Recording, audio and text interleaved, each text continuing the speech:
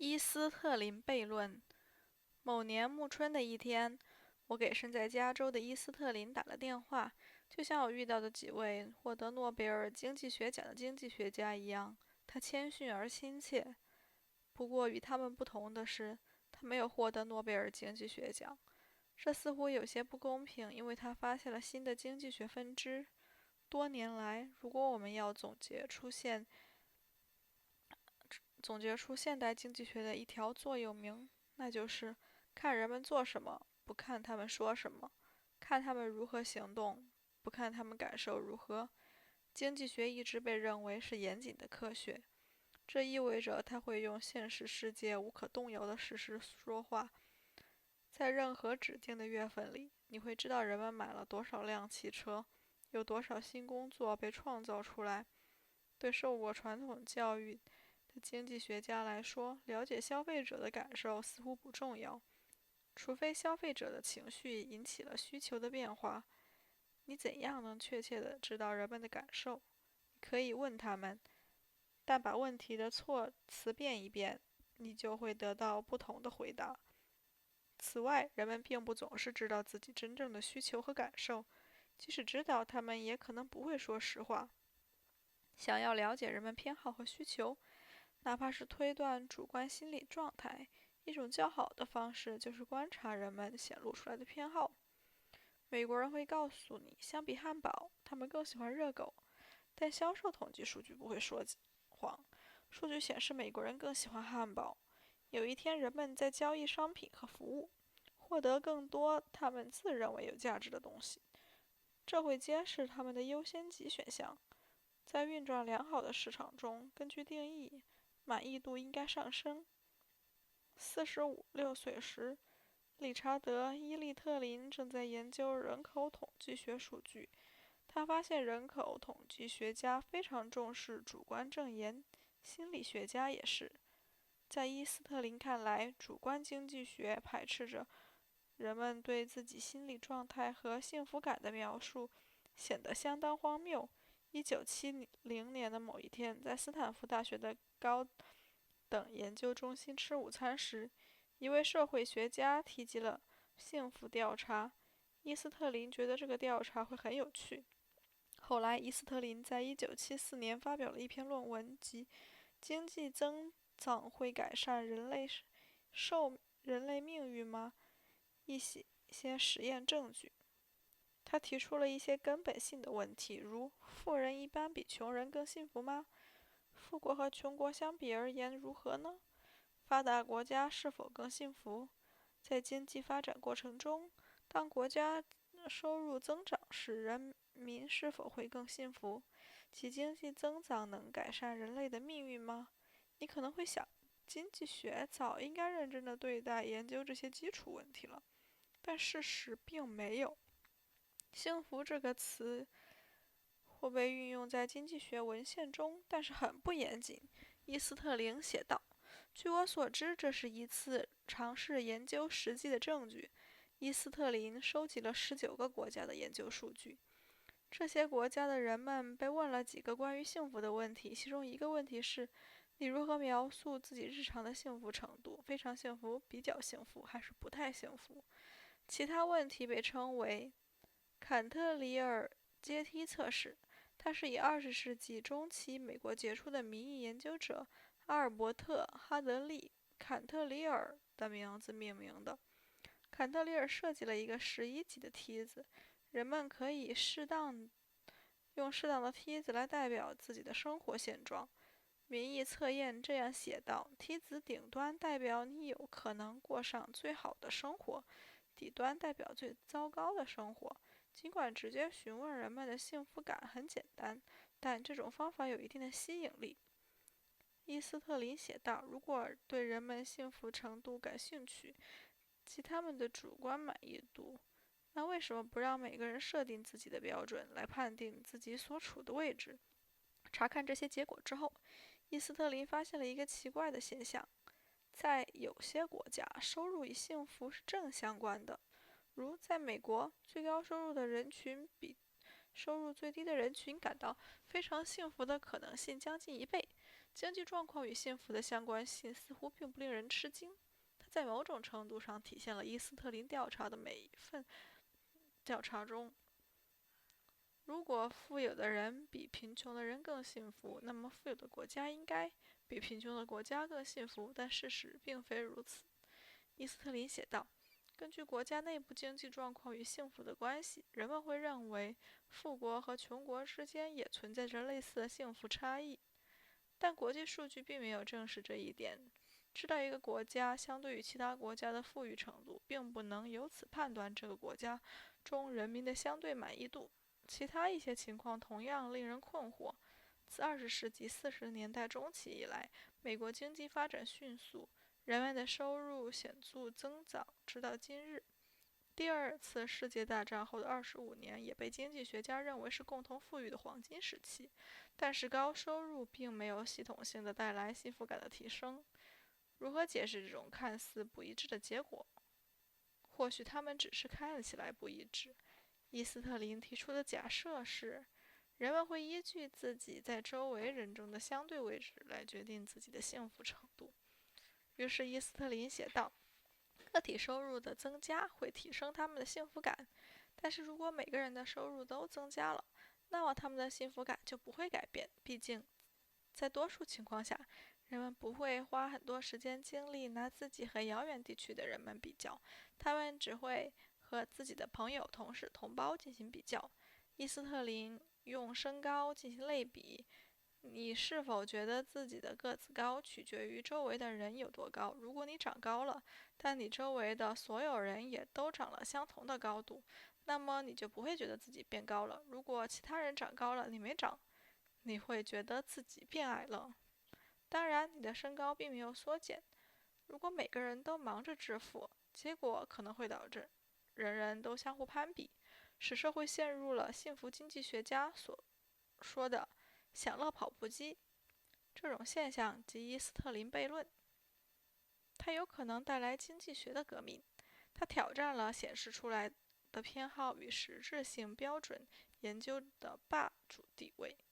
如果经济学家对改善人们的生活很关心，不只是物质，也包括更深层的品味方面的生活，那么显示出来的偏好所描述的就是不全面的，甚至具有误导性。为了填补这个缺口，经济学家需要采纳主观的标准，他们需要人们了解人们的感受和背后的原因，甚至需要重新思考什么是经济学。然而，回到现实世界，伊斯特林的革命性论文并没有带来任何改变。经济学家依然怀疑调查数据幸福到底是什么，让人们自己去界定它，就像坎特里尔阶梯测试，让不同的人对问题做出不同的解释。无论如何，经济学界没有准备好接纳如此具有挑战性的观点。伊斯特林的发现暗示物质财富并不能反映幸福程度，它们之间的关系也很复杂，是非线性的。但是如果这是真的，人们应该如何应对这条信息？人们好像不应该停止赚钱，公司也不应该放弃创造利润。如果人们变得不理性或神经质，出手应对的应该是心理学家，而不是经济学家。或许我们对伊斯特林1974年发表的论文在当时没有引起重视，不会感到奇怪，最多只是把它当成有趣的谈资。以如今的视角来看，后来的经济学家延续了伊斯特林值得敬佩的研究工作，但是在那个时候，有太多的问题他无法做出回答。伊斯特林悖论几十年来始终是个奇闻，直到后继的经济学家开始重新审视它。如何评估幸福？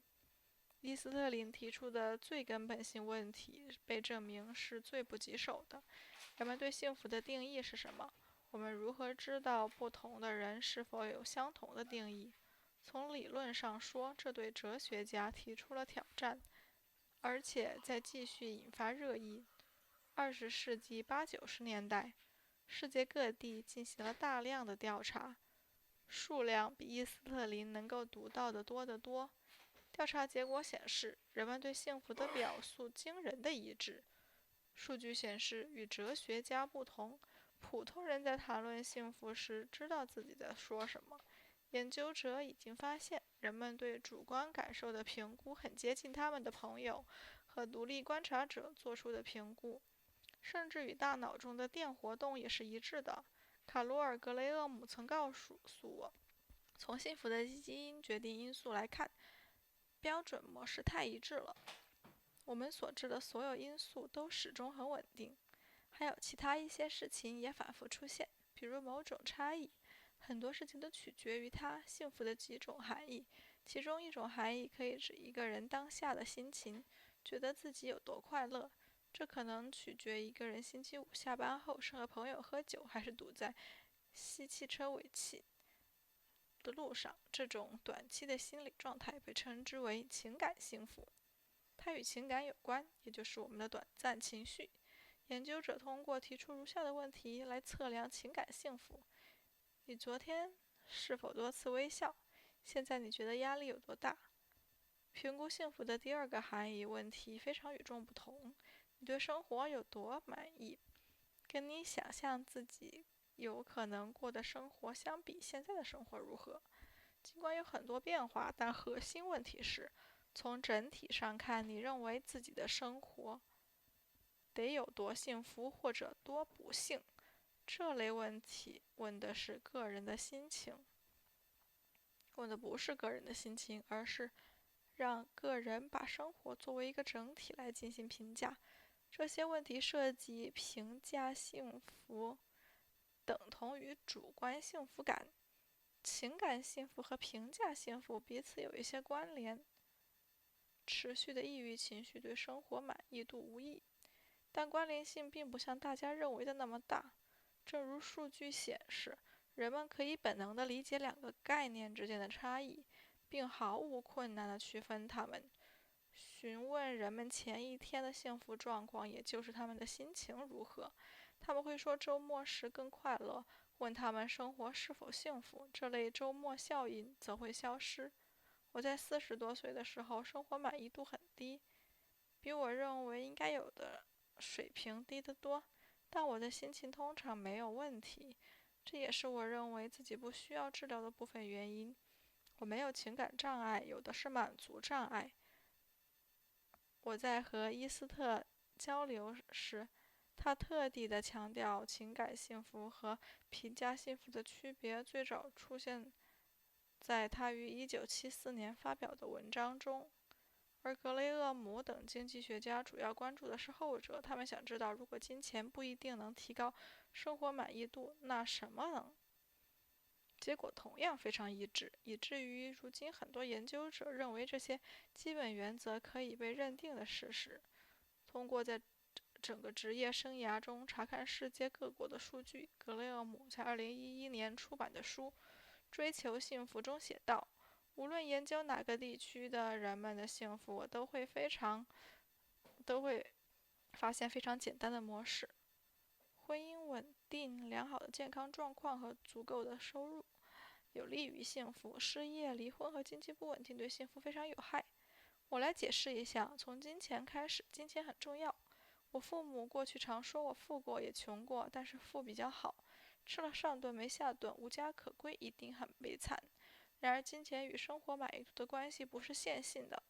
收入对个体幸福很重要，但是过了某个点之后，其他的事情，比如他人的收入也会开始变得很重要。格雷厄姆在2015年与周少杰、张君毅合写的文章中这样说：他人的收入为什么重要？答案并不是吹捧人类的慷慨。一旦收入达到让人非常舒服的水平，人们会开始和邻居、朋友进行比较，设定相应的期望，这样不好。莱亚德在评估文献时写道：这些研究数据证明，他人收入的增加会损害你的幸福感。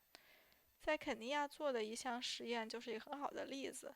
实验结果令人吃惊，也有点令人沮丧。2015年发表的一篇论文探讨了这项实验，题目是"你的收益是我的痛"。一个名的一个名叫直接给予的非营利组织，在60个穷苦的肯尼亚村庄里，随机挑选一些家庭，无条件地给予他们一些一次性拨款，金额为$400或$1500，无论哪种金额，对村民来说都是一大笔的横财，因为这些普通家庭的总财产都不超过$400。